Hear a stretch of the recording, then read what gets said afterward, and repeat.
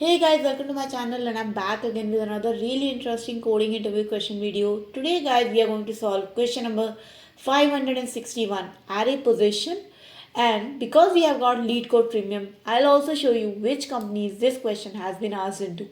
And you can see that this is a very recent question asked in Meta and Amazon 3 times in the past 0 to 3 months. And in past 6 months, this has been asked in Google, Boomerang and Apple.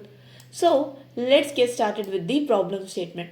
Basically guys, the problem statement says that we are given an integer array nums of 2 an integer. That means it has got even number of integers. We want to group these integers into n pairs a, b, a1, b1, a2, b2 such that the sum of the minimum pair, so if you group it like this, like a1, b1, and the minimum element of them is a1, and for all these pairs we have to return the maximized sum. Okay, so let's see this example. We have got this nums array 1 4 3 2. Now if we start making pairs of these array, and remember we can pair any number with any number, all possible pairings are allowed, and we can just ignore the ordering of the elements. So we have made pairs like 1 comma 4 and then 2 comma 3. We have also made pairs like 1 with 3 and 2 with 4, 1 with 2 and 3 with 4, right? Now out of all these pairs, you can see that in the first pairing, out of 1 comma 4, the minimum was 1, right? And 2 and 3, the minimum was 2. So if you add 1 plus 2, it becomes 3. So this is the first pairing sum. For second pairing, if I sum up the minimum elements between each pair, my sum comes out to be 3 again. And in the last pairing, if I sum up the minimum elements of each pair, I get the sum 4. And I have to return the maximized sum. So that becomes my answer. Okay, so the maximum possible sum is 4. And similarly, we have the example 2 as well. The only difference here is that we have got 6 twice here. So obviously if you do the minimum of 6 comma 6, you're gonna get 6. And finally, they created 3 pairs here. And out of all these 3 pairs, when you add up the minimum element of each pair, the maximum sum that you can get is 9. Okay. The constraints are that the value of n goes from 1 to 10 to the power 4. The length of the nums goes from the length of the nums is 2 into n, which basically means it's an even number of elements, and the value of the number can go from minus 10 to the power 4 to the positive 10 to the power 4. Okay, now that we are clear with the problem statement, let's look into the solution approach. So first thing that I can observe here guys is that we have to return the minimum of each pair and then we have to maximize it. So if you want to find out the maximum sum, the maximum element in your array should be present, right? So if I have this array, I definitely want that the maximum element of my array should be present. So I want 4 to be present. But if 4 is part of any of the pair, would you think that it will ever be considered in the minimum element in that pair? No, right? Because 4 is the maximum element. So what we can do is we can go for the second highest element in that array. And the second highest element in that array is 3. Now again we want to make this the maximum sum. So we would want to add into 3 the third highest element in the array, right? So the third highest element in the array is what? 2. But now if I have got 3 already and 3 is out of 3 comma 4, 3 is the minimum element in the 3 comma 4 minimum. Now the only pair that is left for 2 is 1, right? Now if I considered 1 comma 2 pair, will 2 ever be out of this pair as a minimum element? And the answer is no.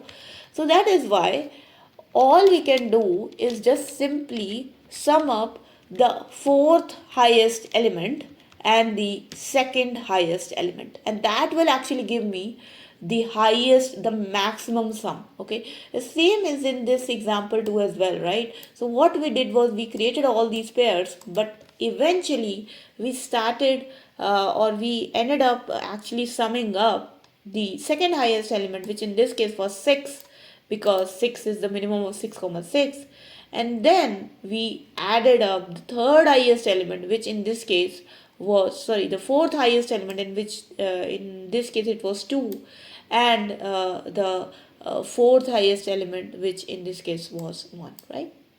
So that's what we have to do. We have to add the second highest element, the fourth highest element, and the going on and going so forth, right? So what we are doing here? What we are doing here is that we are basically adding up all the elements which are coming alternatively to each other.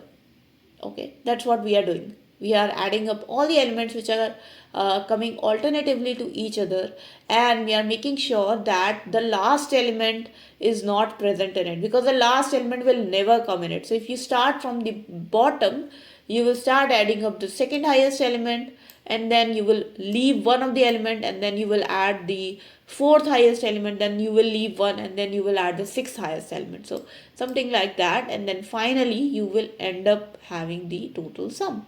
Okay, so this is basically the solution approach, that you start iterating the array and you start adding the values. Okay, now how do we actually solve this problem with code? This is a very small code, guys, but remember, because we are thinking about the second highest, the third highest, the fourth highest, right? One of the basic thing that we need is that this array should be sorted, right? So I can only achieve this feat only when I know that my array is sorted. So only once my array is sorted, I can make pairs like, okay, 4 can never be considered, so let's take 3. Then 3 is considered, I cannot consider the next element 2, so I can consider 1, right? So this is the only way we can do this problem. We have to sort the array and we have to add the elements alternatively, making sure that the last element is not part of it. Okay, so that's the solution approach. Let's look into the code. Okay, so I'm just going to copy the code that I actually wrote here, and we will start going through it one line by line. So the first thing that I do was that I sorted the numbers, and then this max value is nothing but the maximized sum that I have to return, and I'm just going to make it 0 initially. Then I'm going to start iterating the numbers. And what I'm trying to do here is that if I mod 2 is equals to 0. So basically, guys, what we are doing is we are just adding the numbers which are at the even position. So if we are having 4 numbers here, right? So if we are having 4 numbers here, obviously my last element is going to be at the last position, and because the index of these numbers start from 0, so this is basically 0th index, then 1 index, then 2 index, and then 3 index. My last element is going to be at the odd index, and all the elements that I'm not going to include in my result set are going to be at the odd index. So all the elements which are at the even index, where I mod 2 is equals to 0, I will simply add them to my sum and return the value. And all the elements which are at the odd index, I'm just gonna leave them because they will never be picked up in my minimum pairing. Okay, because they are always going to be the higher element. Now let's run this code, guys. Let's see if this works for our problem statement. You can see that it accepts both the cases. Let's submit this code as well. Let's hope it gets submitted, and there you go, it does get submitted pretty successfully. Now let's look at the time complexity, guys. So time complexity here is pretty straightforward. It is going to be order of n log n. And why is it n log n, guys? It is all because of this sorted algorithm.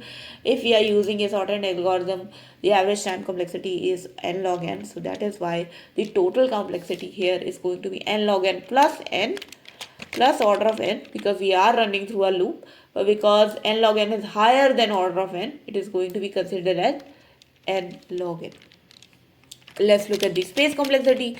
So guys, because we are just returning a maximum value in this maximum value constant variable here, so the space complexity is going to be order of 1, because we didn't use any extra data structure.